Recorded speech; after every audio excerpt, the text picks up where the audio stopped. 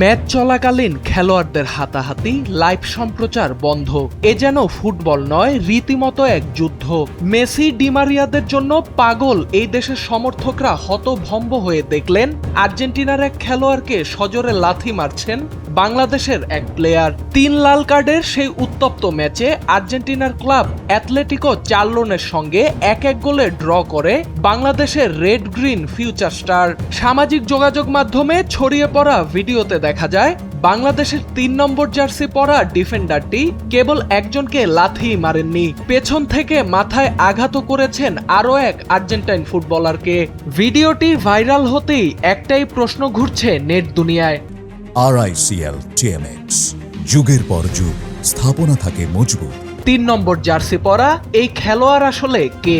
খোঁজ নিয়ে জানা যায় রেড গ্রিন ফিউচার স্টারের এই ফুটবলারের নাম ইহসান হাবিব রেদোয়ান। বাংলাদেশের হয়ে অনূর্ধ্ব-17 এশিয়ান কাপের দলে ছিলেন তিনি। চলতি বছর শ্রীলঙ্কায় হওয়া সাফ অনূর্ধ্ব-17 চ্যাম্পিয়নশিপে ফাইনালের ম্যাচ সেরা পুরস্কারও জিতেছিলেন রিদোয়ান। সেই টুর্নামেন্টে পাকিস্তানকে 2-0 গোলে হারিয়ে ফাইনাল নিশ্চিত করেছিল বাংলার যুবারা।